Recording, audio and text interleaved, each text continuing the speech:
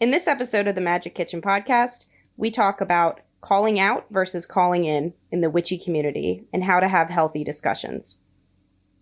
I'm Leandra Witchwood. And I'm Elyse Welles. And welcome to the Magick Kitchen Podcast, where we talk about magic, kitchen witchcraft, herbs, and everything in between.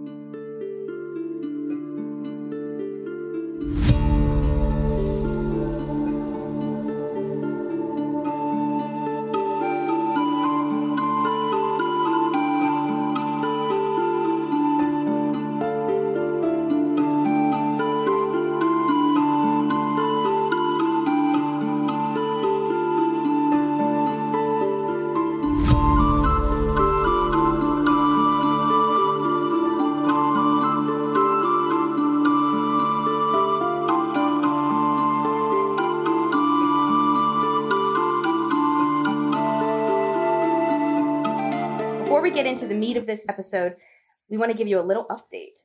So Leandra and I just got out of our launch party live, and it was amazing. Yes. It was so nice so fun to give you guys the chance to see us in our natural crazy states of how we record, but also to get to interact with our community. So we went live on Circle, which is the platform where the Magick Kitchen Pantry is hosted on. And we also went live on Instagram. So if you missed that, you can go to Instagram and look at it on either of our profiles, or you can go to Circle and make your free account. So the Magick Kitchen Pantry is live. You can join now. And through November 15th, 2022, you'll be able to get 50% off with the code EARLYBIRD50. So we'll put that in the show notes as well with the right links. But come join us. It's going to be great. It was so fun. We did our first table talk in this video. Yes. The table talks are going to be fun. They're going to be chances to meet with us after an episode premieres on the following Wednesday and debrief, get into the deep dive of that episode, ask your follow-up questions. Yeah. And you'll be in there with us, both of us. So you'll really get to see what our setup is like and interact with us live. And then it'll, of course, be recorded for the community members to go back and view. So I'm really excited for it. If today's launch party was anything to testify to it, it's going to be a really fun community. It was, I enjoyed it. I'm like riding that high right now of getting to know everybody who's out there. And, we didn't realize that we have that many people following or participating in the podcast because we don't always get to directly interact with everybody. And that was the fun part, was directly interacting with everybody. Yeah. Getting that chance to answer your questions in real time. That was the best. I think that was the best part of it. And, we both have our own communities. My Patreon community is a great group of women. We really connect. And I'm always amazed at how our listeners get along so well with each other. But it's hard for that to happen. So this community, hopefully, the Magick Kitchen Pantry, will be a chance to do that in a more meaningful way. And, you'll still have the chance to learn from us in our separate communities. We kind of decided it's like a Venn diagram. So we each are on our either side, but then we've got our overlap in the middle that's been missing until now. And that's the pantry.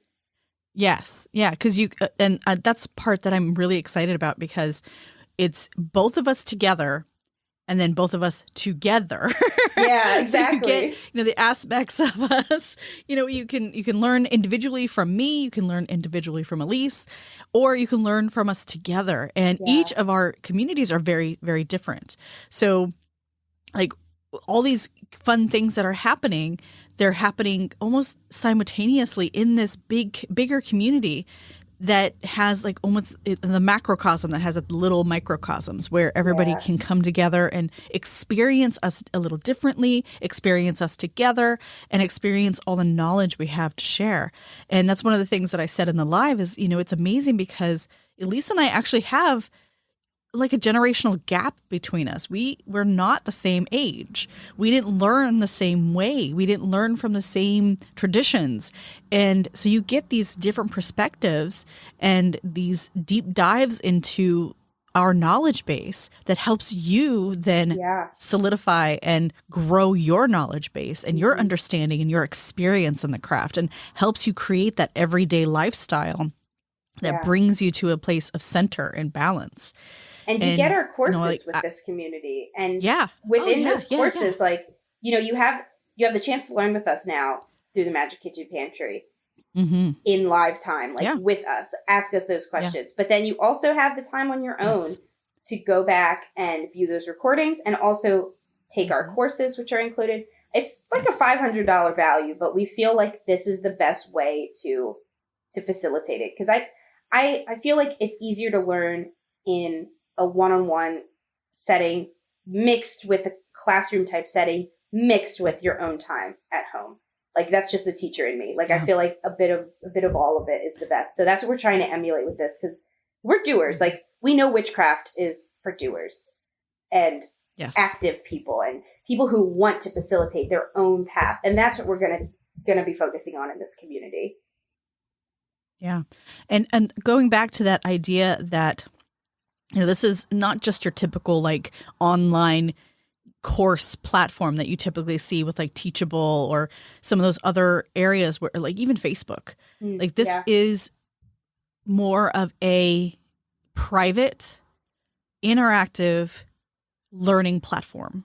So we have the community integrated with the courses and with live workshops. I'm working on one right now that's going to do a really big deep dive into the divine feminine. So I'm taking different aspects of the divine feminine, the great mother, the warrior, the medicine woman, the child goddess, all of these different aspects, these different archetypes. And I'm, you know, going to do live workshops in this. And it's all in this one big space where you can talk to other students. You can talk to me directly. You can, you know, interact through video and everything like that, but it's private. So you're not having the big brother looking down on you and tracking your keywords or tracking your activity between platforms and that sort of thing. Yeah. You won't get targeted ads. You won't get scammers. There's no messaging. Like, you know, it's going to be less bells and whistles in the right way. Less distractions from it's less distraction. Yes. And speaking to workshops, Seeking Numina is my Instagram and my website, and Numina means spiritual places. And I just got back from India, and that was the most spiritual place I've traveled to yet. It was really, really powerful. And I really was amazed at the overlap, the syncretic overlap between Hindu religion and witchcraft. And there's roots that they share that I was so unaware of. And I think it will really enlighten so many people's paths to learn that. So I'm going to be hosting a workshop on that. And, you know, with that, I'm also going to be looking at more ways to share the spiritual places, you know, the Numina that I travel to, sharing the knowledge that I learn in these different cultures. You know, I'd like to do a workshop on Hellenic polytheism, for example, the Greek worship. And there's more things I'm working on, collaborations and events that I'm looking at attending that I'm hoping to bring to you in the future. Stay tuned. That's all I can say for now. And real quick update on Witch on the Juniata River, my novel. It's going to be published with Running Wild Press in 2024. I haven't talked about it enough, honestly, weirdly, because I've been working on it a lot. I just finished and submitted my first biggest round of edits. So I just wanted to tell you guys it's going really well, and it's now in my editor's hands, and I'm waiting to hear how it is. Hopefully it's good news. But join my newsletter on seekingnumina.com, and that link's in the show notes as well, and you'll be able to get the updates occasionally on that. It's going to be good. I'm excited to bring witchcraft to the novel world in a realistic way without all that hereditary garbage and that actual fantastical, you know, no, it's not fantastical. It's real witchcraft. And it's a good story. Yes, there's ghosts and Victorian mansions. Who doesn't love ghosts in Victorian mansions? I do. I love it. So with that said, let's get to our episode on calling out versus calling in. Elyse and I have been talking a lot about our social media accounts and what we witness on social media, which led me to the realization that we do a lot of calling out in social media. And instead of calling us in to see a different perspective.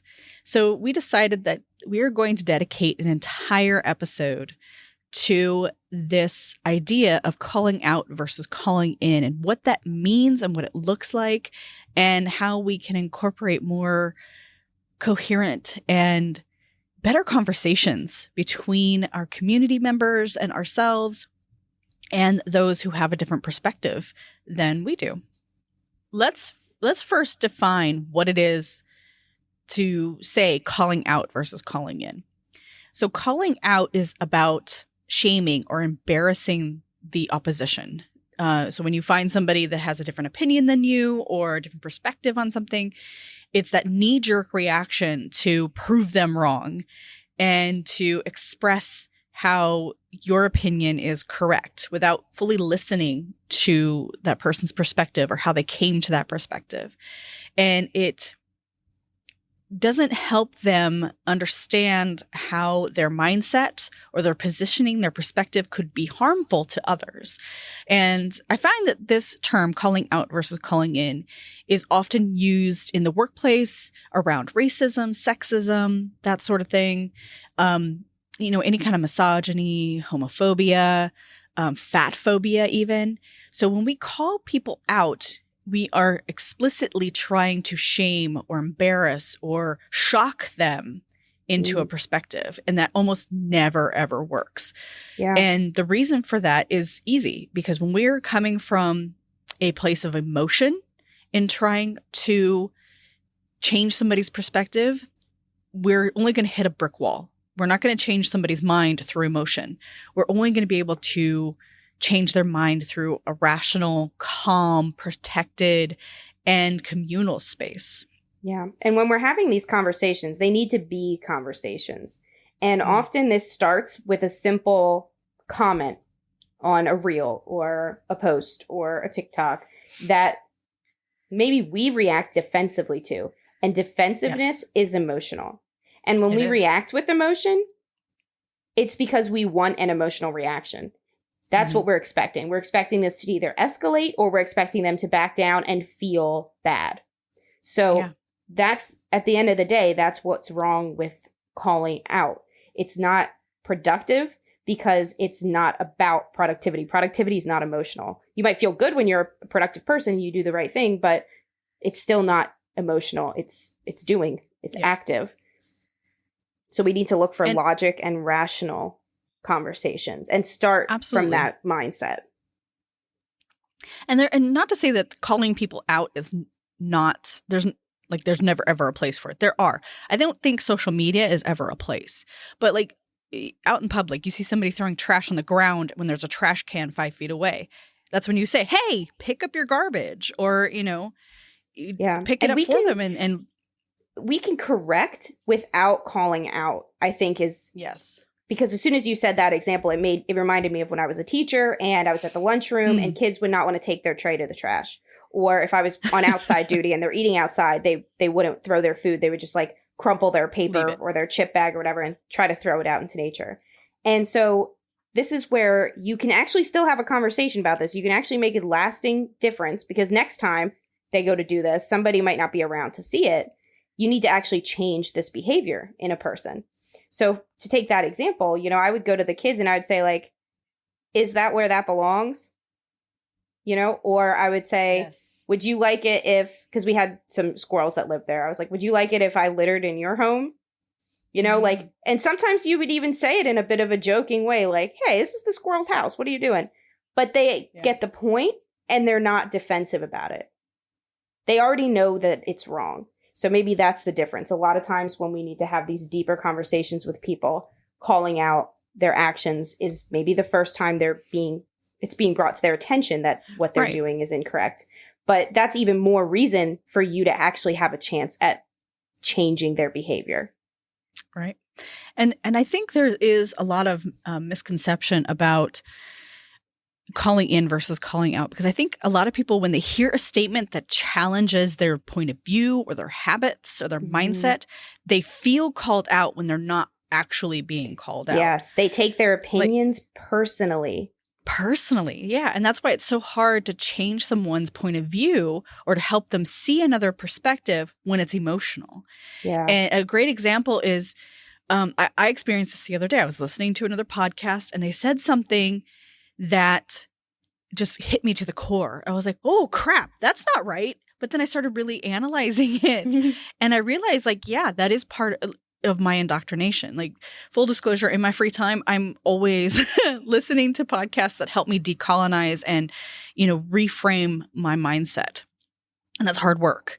It's hard work for anybody to do. And even if you do it regularly, that shadow work and addressing those shadows and addressing that collective societal shadows. Oh my God. Yeah. Yeah.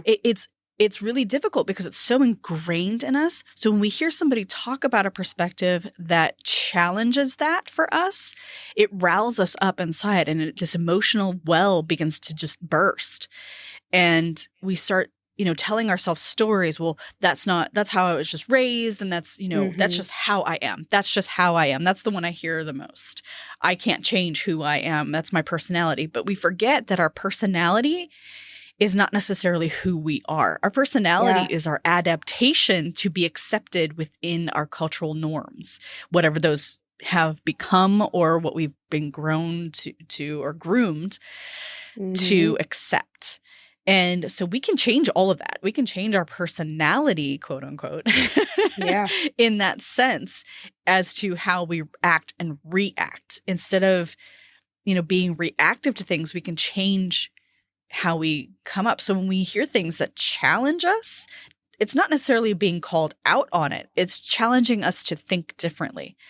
And there's many techniques we can use to get through that so that we can begin to open ourselves and be more fluid in our mindset. Yeah. In my course on Carradines Grove, Manifesting a Spiritual Life, I talk a lot about reframing our programming, like understanding that there's a context to what we believe about ourselves, the stories we tell ourselves about ourselves, what we believe the world's perception of us is.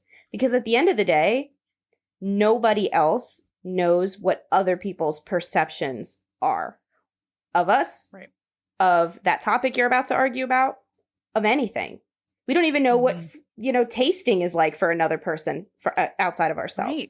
So having that awareness removes that personal feeling when we see something that challenges us. And in the witchcraft community, most of us were drawn to this path because it challenged our programming. I came from Christianity. I never liked the idea of sin, just for one example. That's something that drove me nuts. I said, how can stealing a cookie be equal to murder? And how can both of those things be absolved only on my deathbed? Forgiveness is this get out of jail free card. Like, I just couldn't stand that. I felt like that wasn't right. And, in paganism, many of us believe in, karma or the threefold law, that things will come back on you. So you should be careful what you put out into the universe, that you should bring balance to everything you do. And that's most of what first drew me away from Christianity and then towards paganism as I read more and discovered more.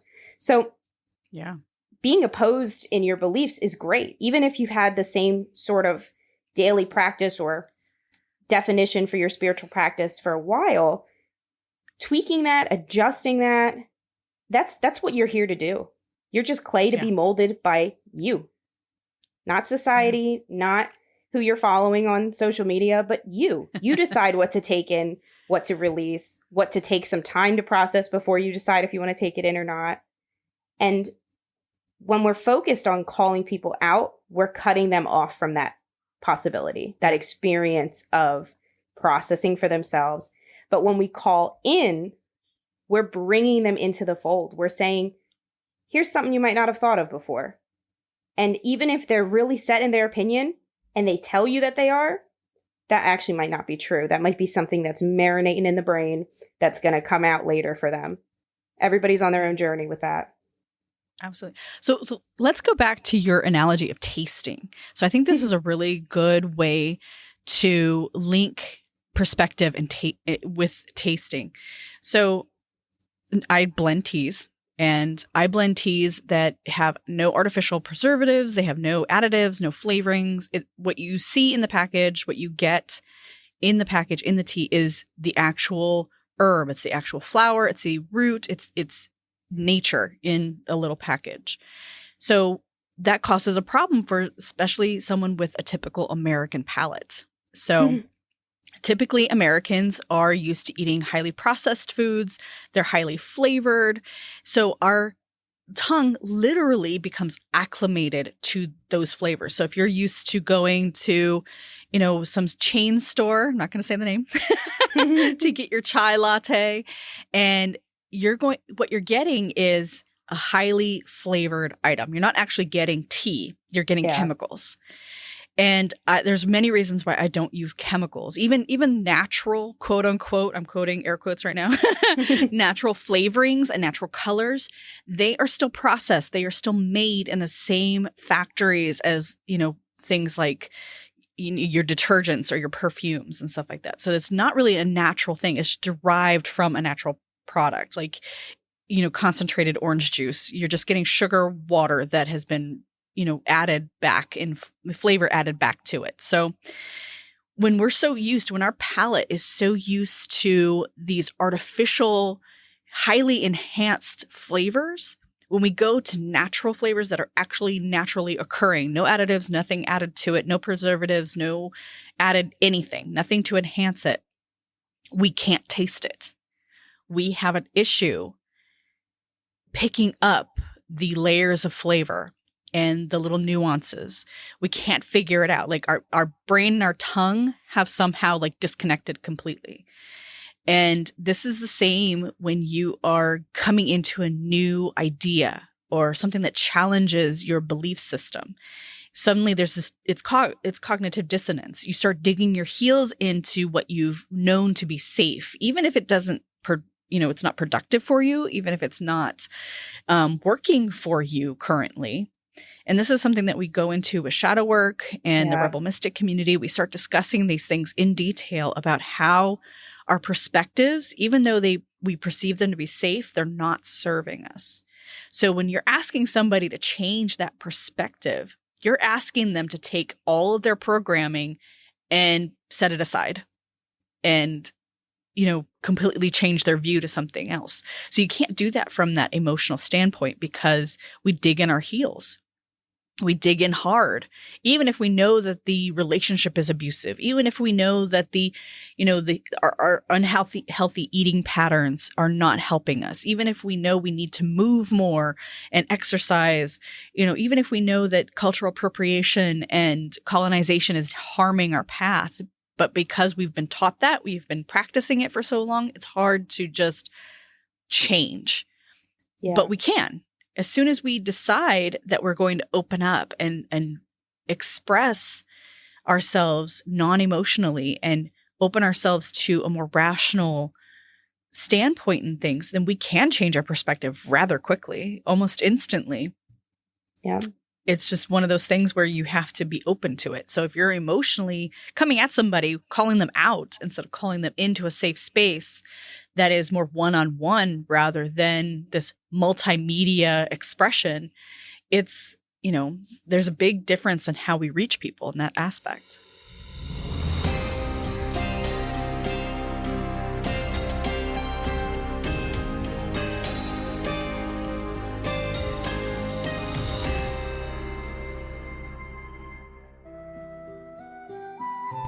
Do you wish you had a piece of Greece? Get a handwritten Yule card and bookmark with a Greek goddess or temple on it when you join my Patreon community by December 1st.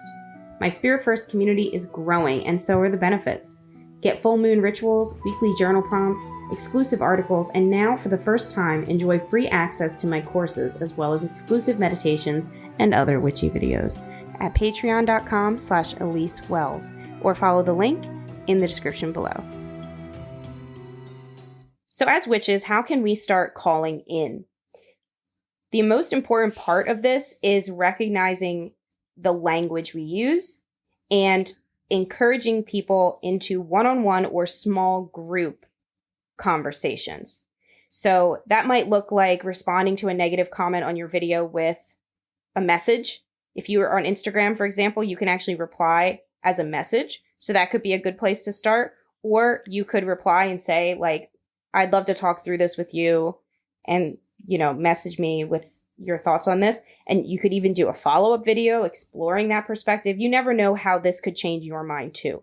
So, and just to be clear, we're talking about things like associations or certain practices that might differ. You know, maybe you're practicing in Eastern Europe and that's going to look very different from somebody who's practicing, you know, like Bruja magic. So we can, you know, we can have very healthy discussions about differences. Nobody has to be wrong sometimes when people get aggressive or call out each other.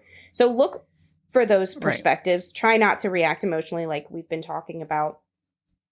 But when you do feel the pull to have this discussion and see if you can convince somebody that what they're doing is harmful or, you know, maybe it is wrong. Like some people, like I actually recently had an incident on my Instagram. I saw a girl lighting incense charcoal with her fingers. So I thought about this. I said, how do I address this? Because I know she's a newer witch. Like we've interacted a lot on Instagram. So I actually messaged her and said, hey, I love your video. That incense probably smells amazing. You should think about looking for some tongs so that you don't accidentally burn your fingers. That's it. That's all. That's how I addressed it. You know, I didn't want to comment. I was genuinely worried about her health and safety at this point. Like I messaged her instead because we have, you know, we both follow each other. So, you know, like I could have commented and been like, girl, what you doing? But I didn't. I just messaged her. So I thought about it. I said, should I comment so that other people trying to lose those warning? fingers? But yeah, I really was concerned. So like sometimes people are wrong. And that is an example. Right. Right. Well, and, you know, if she's, safety is one thing, especially. And then like, okay, so I have an example where I saw another witch on TikTok literally laying into duetting through a duet. So it was very public, laying into another witch who was who was saying that rosemary is her like catch-all herb. She uses it like clear quartz. She uses it for everything. And that could be true. Like her tradition was obviously very different than this witch calling her out. And that's where I really have a problem with the whole calling out thing, where it's really public and really inflammatory. And that's where we really need to pay attention to what we're doing and how we're saying things. When we're being extra inflammatory, we're not doing it to actually help the person or to change a perspective or come to an agreement on a perspective. We're doing it to get likes. We're doing it to get followers. And that's the wrong way to do it. You know, somebody who practices Strega or practices, you know, some other, like you said, in some other country or some other, you know, hemisphere of the world, even, their practice is not going to look like yours. And it should not ever have to. We are not this dogmatic practice where we have to dictate and document and be accountable to other witches for how we practice. Now, you know, that does not, you know, it doesn't mean that you can go and just take whoever's practice from wherever and just appropriate that into yours. That's not what I'm saying. Yeah. Instead, what I'm saying is like, be conscious that when you're calling somebody out, that maybe your perspective is skewed by how you have been taught, and you have not been trained or taught under that other perspective that you are just slamming your fist down and saying is wrong. You know, we talked about this in another episode where you mentioned a witch that was using way too much frankincense. Yeah, she was doing a spell jar. Spell jar. Mm-hmm. Right. And okay, so that was a great example to call in without being inflammatory. So we just mentioned it. We didn't mention who that person was or the account or anything. And that was for a purpose, because we're not calling her out, but we're calling the perspective in to understand that using too much of any one herb, resin, spice, whatever, it's wasteful. And if you're doing, if you're putting a whole tablespoon or more of frankincense in a jar that you're never, ever supposed to open again, that's a waste of a tree resin that takes 2 years to cure. Yeah. Now, and if 20 that years person for the tree to start producing, like that's where we have to really hone into our path and remember that we're grounded in nature, and being wasteful is not part of that. Well, part of it. Now, if she was making a perfume out of that, if she was using it in a medicinal, a magical medicine, if she was using it to burn, if she was using it in another way, then we would have said, oh, okay, there's another perspective here. I would not have ever said, like, that is the wrong way to use it, and it's obvious that they don't know how to use it.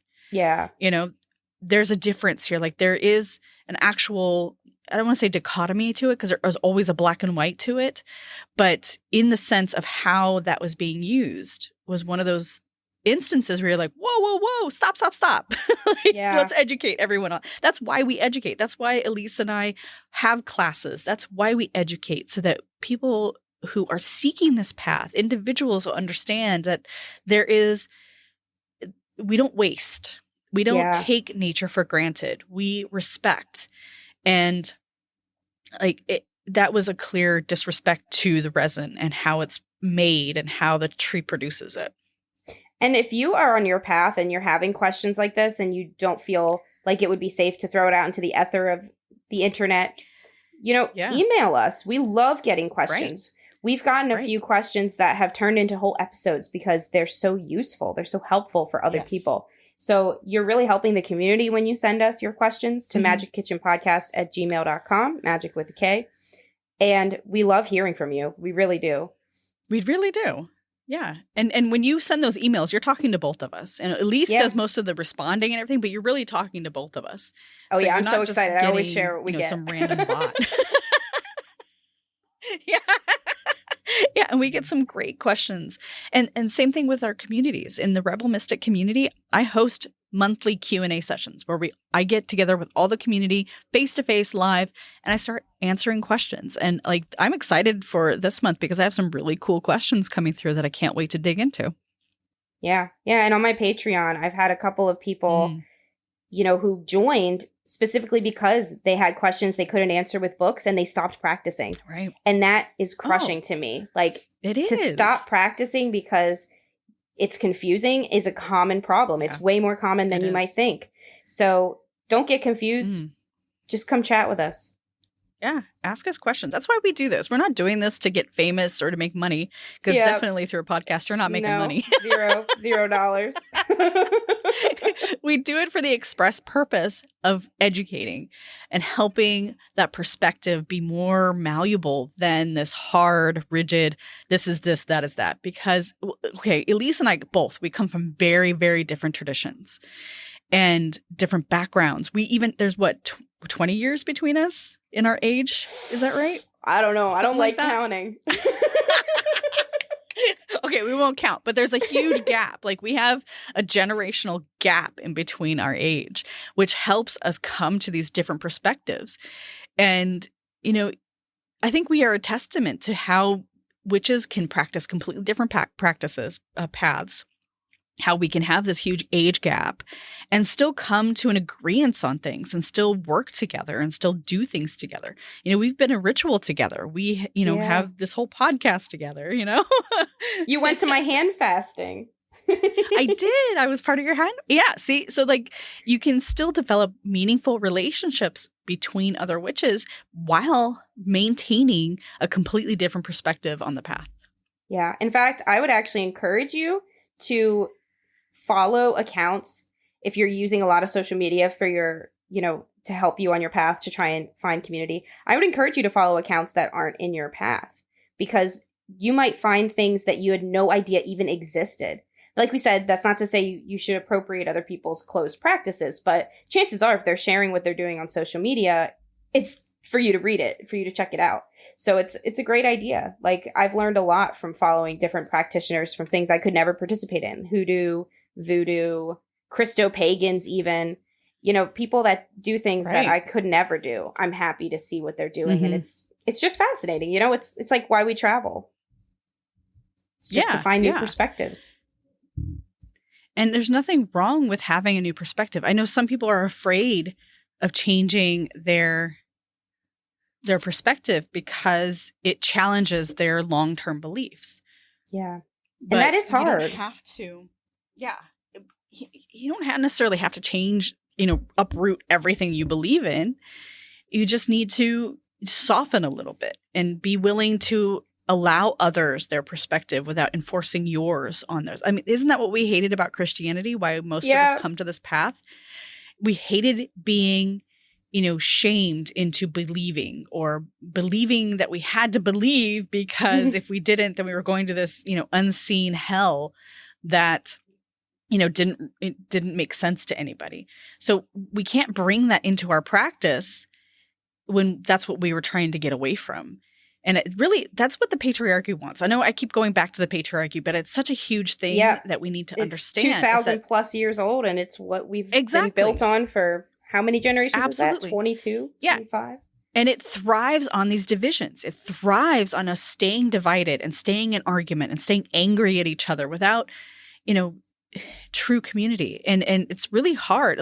So one of the questions that came up in the community not long ago was circular community, because that's how I operate. I don't operate off of hierarchy.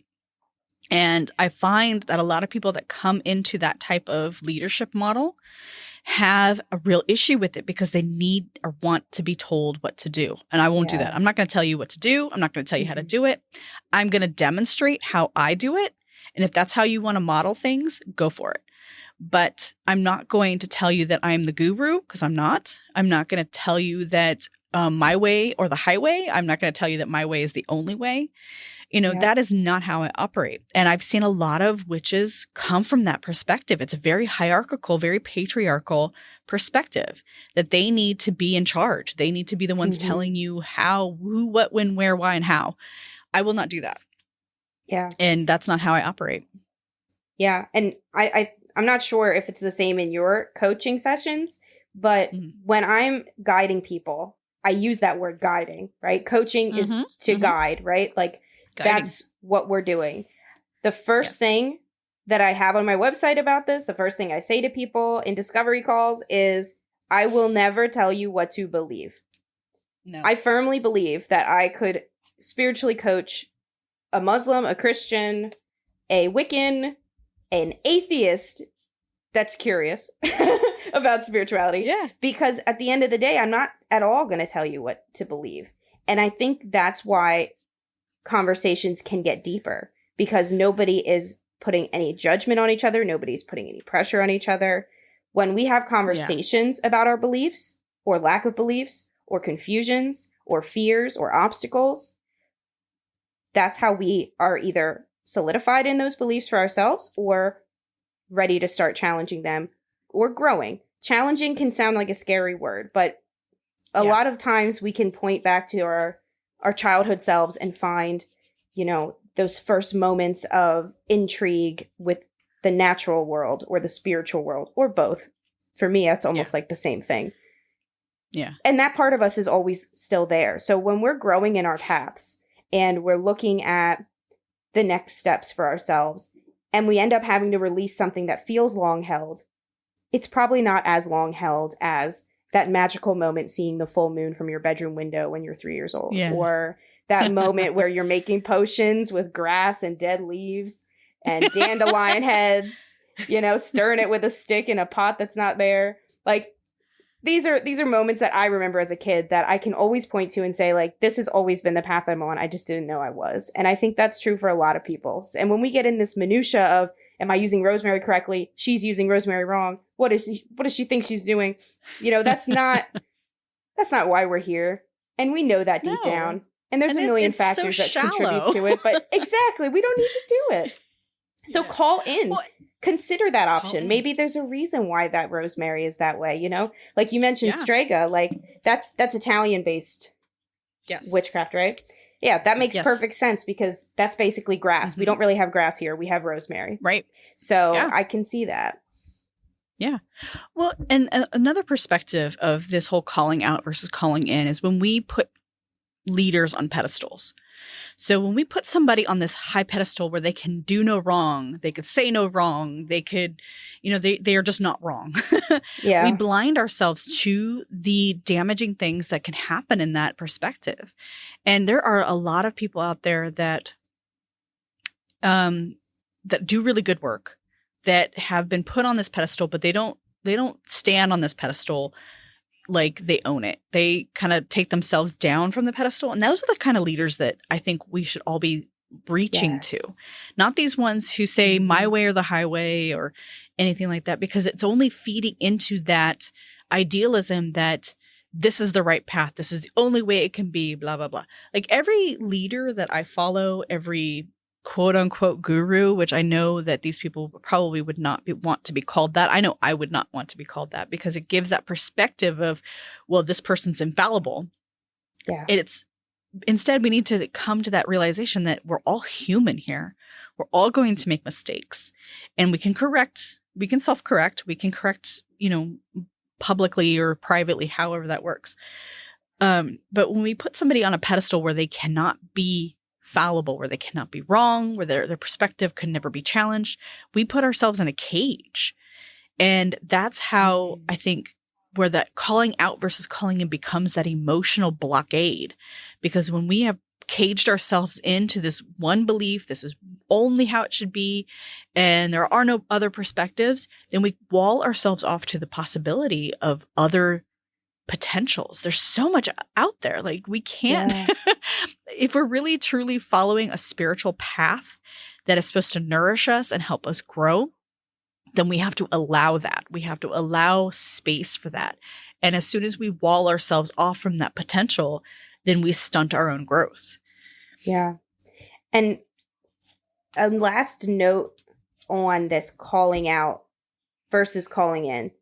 When we call out, not only are we rigidly defining that other person as wrong, and wrong specifically in this way, whatever that way is, it's also defining us in a box. Oh, yes, yes, yes. So when we say you're wrong for using rosemary for everything, and then you find yourself a couple months down the line about to do a spell for prosperity, and, well, actually, rosemary would work for that. About to do a spell for banishing, and and you are all out of everything else, and you're like, oh my gosh, I only have rosemary.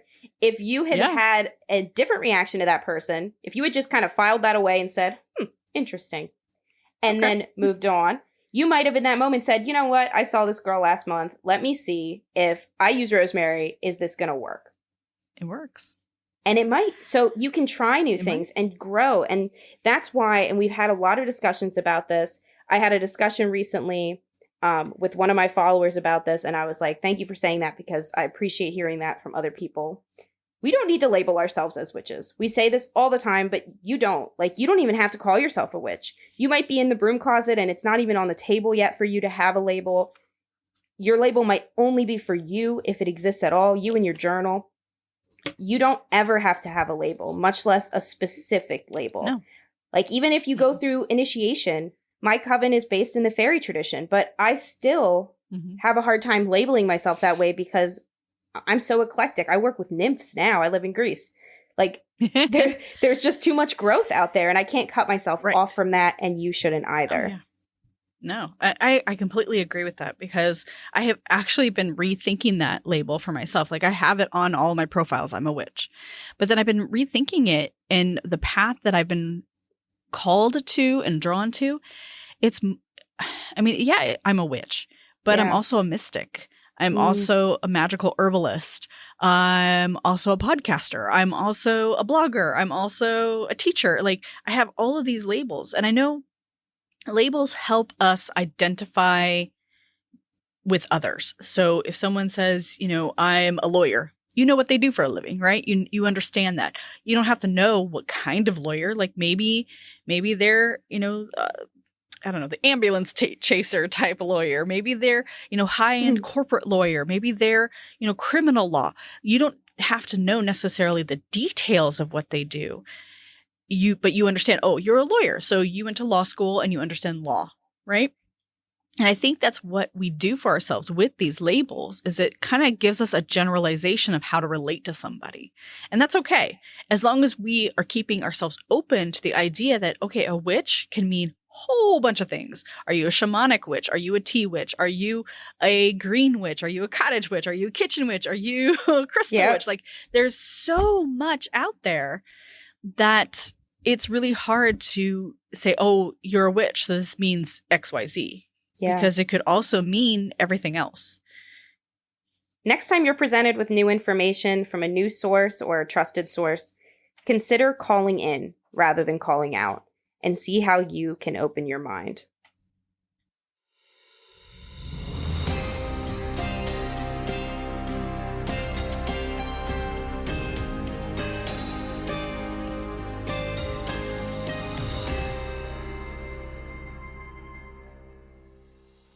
Join me, Leandra Witchwood, in the Rebel Mystic community as we come together and explore the radical, rebellious act of creating sisterhood and engaging in deep self-care. So next time you reach a conversation or you're challenged, your beliefs and your ideals are challenged, stop for a minute, take a breath, and feel how that feels in your body. Where do you feel it in your body? Take a breath and find the source of it. Where is the resistance, either mentally, physically, emotionally, and unpack that before you respond. Maybe take some time to journal or to talk with a trusted friend or even a therapist about your gut reaction, your knee-jerk reaction to it, and try to unpack it a little bit and find out the core of it. Where is the source of your resistance?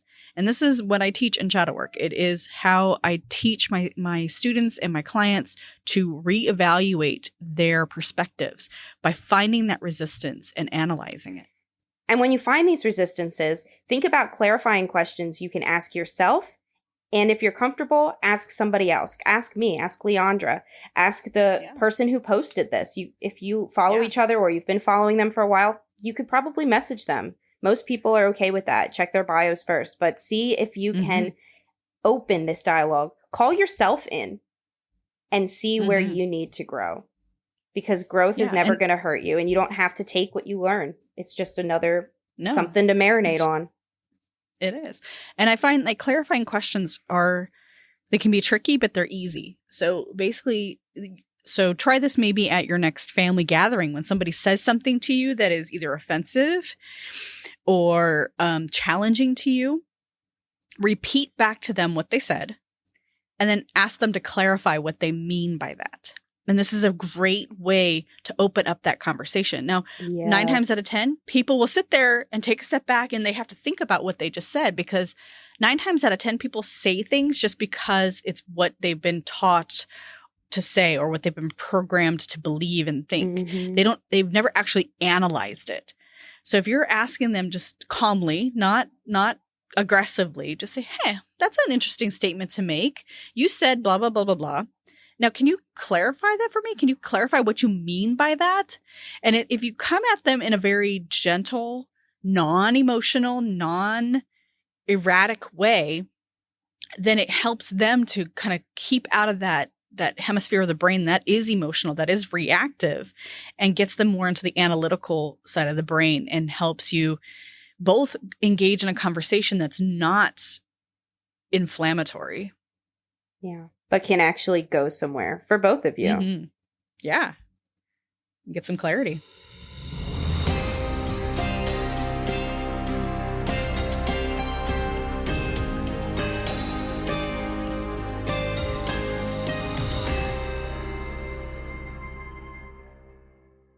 So if you're interested in exploring this a little bit further, Elyse and I both have free courses.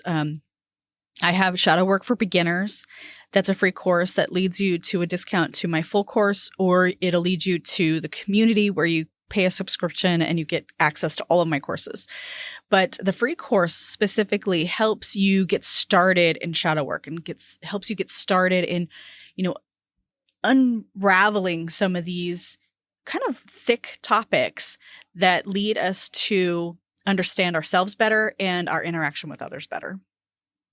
And if you take a look on my course page on Carradines Grove, I also have a free course where I introduce you to sacred living. So intentional spiritual living each day with some sacred backing.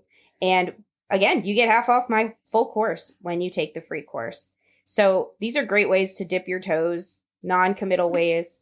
And I also have my community over on Patreon. So I would love it if you could support us over there. And when you join my Patreon, you also get a direct line to me at any time. So I've been able to really help build this community and build this one-on-one support, especially where coaching might not be something you're looking for at this stage. But you also get discounts on coaching in my course. So yeah, and we'll have links to everything. Yeah. And we'll have links in the show description to all of this. Yeah. Merry meet, merry part, and merry meet again. Thank you for joining us on the Magick Kitchen Podcast. Please visit my website, leandrawitchwood.com, for news, information, and more episodes. I'm Elyse Welles, and I can be found at Seeking Numina on YouTube, Instagram, and Facebook, and seekingnumina.com. That's Seeking, Numina.